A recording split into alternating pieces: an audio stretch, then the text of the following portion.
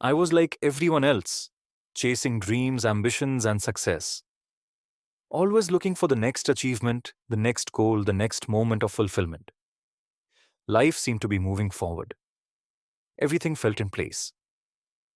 Then, a tragedy struck. One that shattered everything. It made me stop. Made me take a long, hard look at the life I was living. The things I had once considered important, money, success, recognition, suddenly felt meaningless. The people around me continued as if nothing had changed, but something inside me had broken. For the first time, I paused. I stepped back from the endless race and began to look within. Questions arose. Questions I had never allowed myself to ask before. Who am I beyond this identity? Beyond this name, beyond this body? What is all this leading to? What remains when everything is taken away? And so I searched. I turned toward God, not out of faith, but out of desperation. I wanted answers, real answers. I read every scripture I could find: the Vedas, the Upanishads, the Bhagavad Gita, the Bible, the Quran, the Dhammapada, the Tao Te Ching. I studied the words of saints, philosophers, and mystics. I listened, debated, analyzed, and surrendered.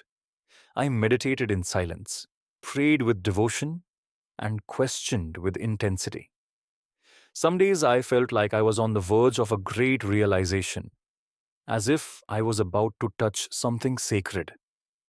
And then, the next moment, it would slip away. The deeper I went, the heavier it became. Every answer led to another question. Every realization opened up a new void. It was like chasing the horizon. No matter how far I walked, it never got any closer.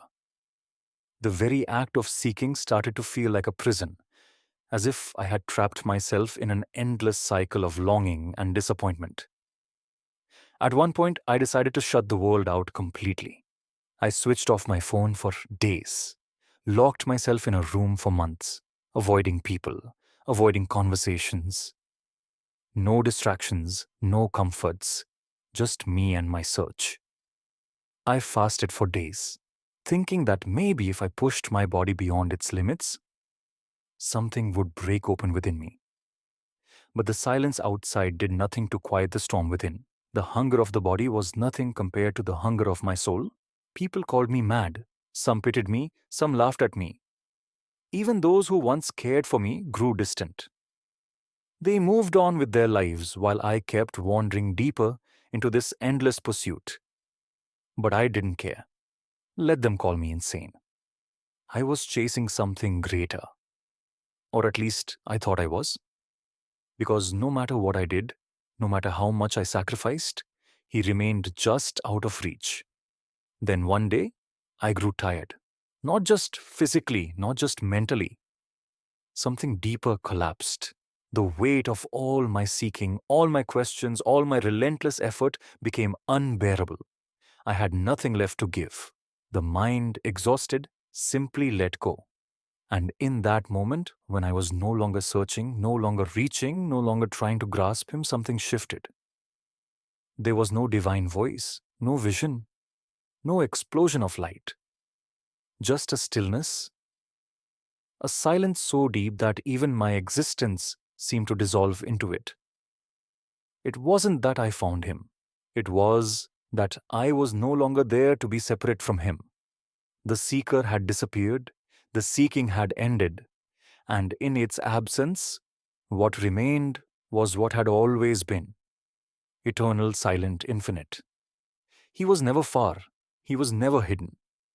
It was I who had been running in circles, mistaking the search for the destination. That day, something in me let go. And in that letting go, I understood. God is not a destination. He is what remains when there is no one left to search.